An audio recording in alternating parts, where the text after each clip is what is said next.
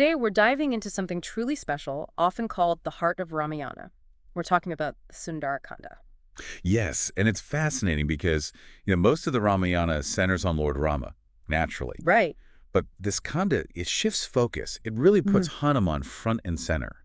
His amazing journey, his search for Sita in Lanka, that's the core story here. And the name itself, Sundara, it means beautiful or noble. Exactly. And that's key. It's not just like a pretty story. Uh-huh. It points to the beauty of the poetry, the descriptions, but also something deeper. It's like spiritual beauty. Precisely. The beauty of devotion, of courage, of doing the right thing. That's all wrapped up in Sundar. Okay, so that's our mission for this deep dive. Unpack this text, look at its structure, the key moments, the characters, and really get a handle on its spiritual weight. Sounds good. It's a foundational text for so many. So where does it sit in the big picture? It's the fifth book, the fifth kanda out of seven in Valmiki's Ramayana. That's right. Smack in the middle, really. Chronologically, it comes after Sita has been abducted. That's the ironic And of it. after the search efforts in the Kishkinda, Kanda didn't quite pan out. Exactly. So the mood is, well, pretty desperate at this point. Rama and the Vanars are searching, but they've hit a dead end, basically. Until Jambavan steps in. I love that part. He reminds Hanuman, hey, you have this incredible power you've forgotten about. It's a crucial moment.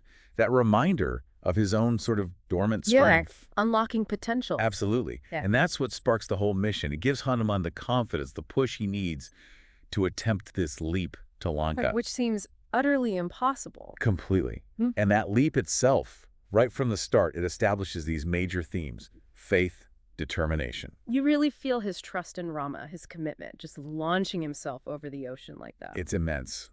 But the journey isn't straightforward. He faces obstacles almost immediately up in the sky. Right. The first one is Manaka, the mountain, offering him a place to rest. Yes, Manaka rises from the ocean.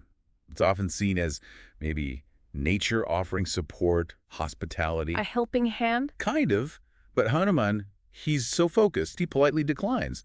Says, thanks, but no time, got a mission. Shows his dedication right there. Totally single-minded. Then comes Sarasa.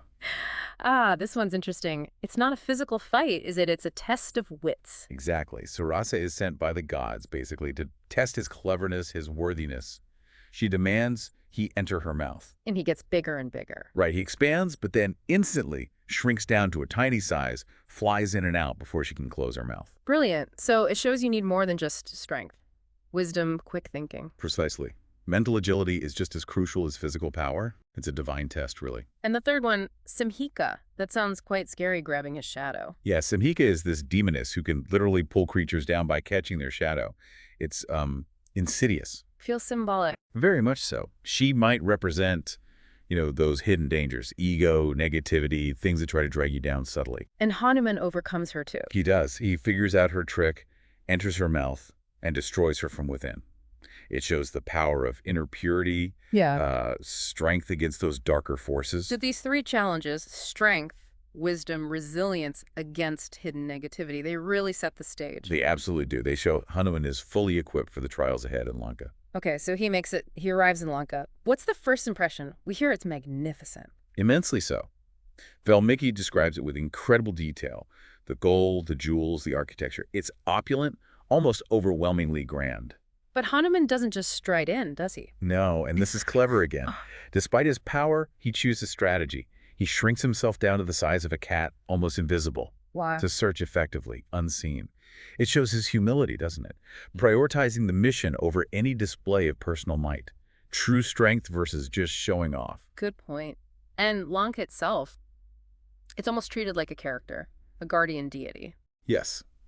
Lanka personified. Lankini tries to stop him at the gates.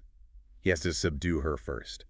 And the city's sheer grandeur speaks volumes about Ravana. His material power. Exactly. His wealth, his dominance. It's this massive, glittering display of earthly power. A real contrast to Rama's power, which is more spiritual, internal. A stark contrast. That's a theme running right through the hollowness of Ravana's material power compared to the genuine spiritual strength of Rama and Hanuman. So inside this incredible city, Hanuman has one goal: find Sita. How does the search go? It's painstaking. He searches everywhere, houses, palaces, even Ravana's private chambers, looking amidst sleeping forms. It's tense. Must have been difficult maintaining focus. Immensely. Especially in Ravana's palace, amidst all the luxury and distractions. But his mind is pure, focused only on Rama and Sita. And then he finds her, not in the palace, but in the Ashoka Vatika, a grove. Yes, finally. And it's a heartbreaking scene. She's under a tree, surrounded by fierce Rakshasas, demoness guards. And she's clearly suffering. Deeply distressed.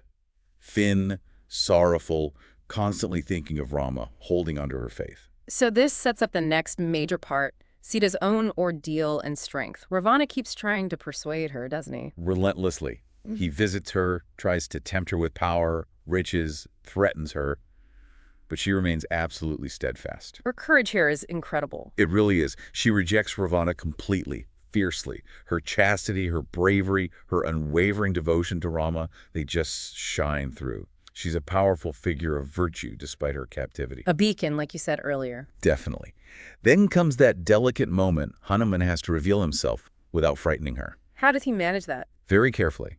He starts by softly reciting Rama's story, praising Rama from a hidden spot in the branches above her. To gain her trust. Exactly. Then he approaches respectfully, humbly introduces himself, and crucially presents Rama's ring. The proof. The undeniable proof. And their conversation then is just filled with emotion, relief, sorrow, hope. She must have been overjoyed, but also still in danger. Immensely. Hanuman offers reassurance, tells her Rama is coming. It's a deeply moving exchange. But then Hanuman offers to carry her back right then and there, doesn't he? On his back. He does. He says, I can take you back now. And Sita says no. Why? It seems like the obvious solution. It's a really significant point. Sita insists that Rama himself must come, defeat Ravana in battle, and rescue her honorably.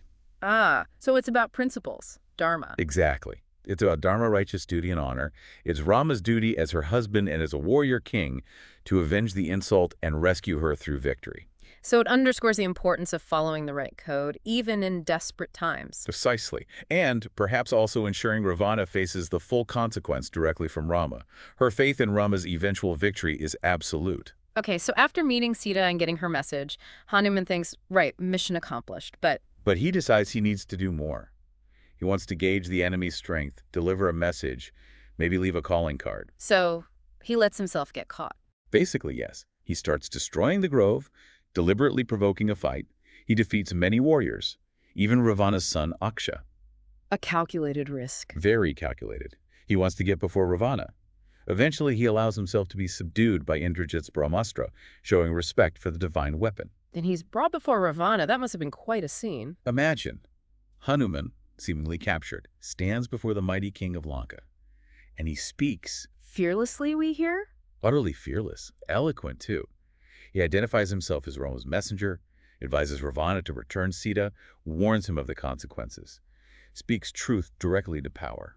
How does Ravana take that? Not well, as you can imagine. He's furious, wants Hanuman killed immediately. But his advisor, Vibhishana, steps in. Yes, Ravana's righteous brother, Vibhishana, points out that you can't kill an envoy, a messenger. It's against dharma. So Ravana decides to punish him another way. He orders Hanuman's tail to be set on fire. A humiliating punishment, or so he thinks. Big mistake. Huge mistake. Yeah. Because Hanuman, once his tail is burning, uses it to his advantage. He escapes. He escapes, shrinks down, gets free, and then leaps across the rooftops of Lanka. Setting the whole city ablaze with his burning tail. The whole magnificent city goes up in flames. It's spectacular symbolic destruction. What does that fire really signify? Besides, literal fire. It shatters Lanka's image of being untouchable, invincible. It's Hanuman showing Ravana, your power isn't absolute. It's a taste of the destruction to come, a powerful psychological blow. A fiery calling card, indeed. Absolutely. After that, he takes Sita's leave one last time, gets her farewell message and a token for Rama, and leaps back across the ocean. The return journey, carrying the news. Yes. He lands back among the waiting Vanaras, who are overjoyed. Then he goes to Rama and Sugriva. And tells them, Sita is found, she's alive. Exactly. He delivers the news, presents Sita's jewel. The relief, the joy, the gratitude from Rama is immense. You can only imagine. It's a moment of pure hope. It shifts everything. Now they know where Sita is. They know she's safe and faithful. The war planning can begin in earnest. It's a huge turning point. Okay, so that covers the main narrative arc. Let's zoom out now. The themes, the symbolism. It's incredibly rich, isn't it? Oh, absolutely. Layer upon layer. Let's start with devotion. Bhakti. Hanuman's relationship with Rama seems central. It's the absolute core, I'd say.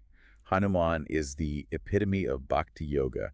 His every thought, every action is driven by selfless service, seva to Rama. There's no ego, just pure love and dedication. He's the ideal devotee. Completely. Yeah. And his leap, we touch on this, it's not just physical prowess. It's about inner strength, right? Faith overcoming doubt. Yeah, Jambavan reminds him, and suddenly he knows he can do it. Exactly.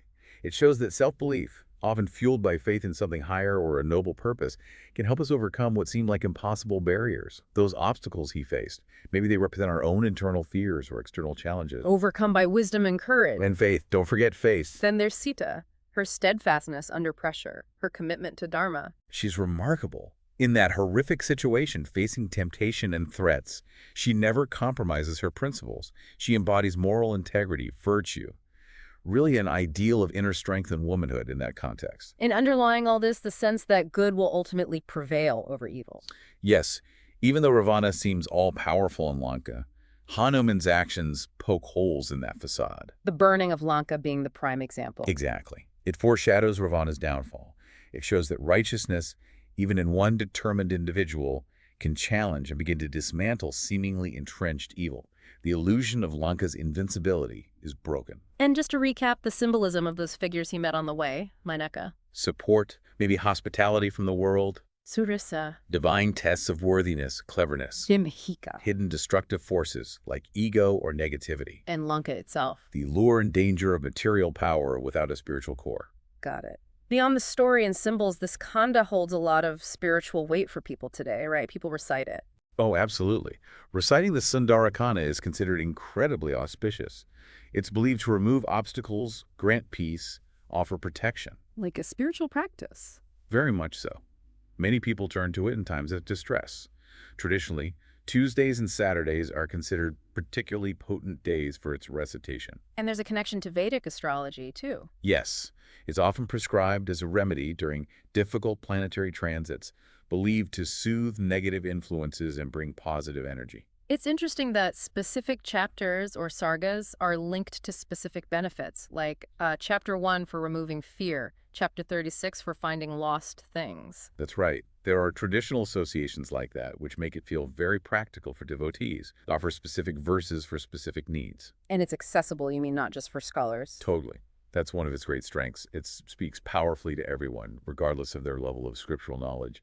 It connects on a heart level. Is there also a deeper, maybe more philosophical reading, like a Vedantic interpretation? Yes, there is. Vedanta often interprets the narrative allegorically. How so? Well, Hanuman can be seen as the Jivatma, the individual soul.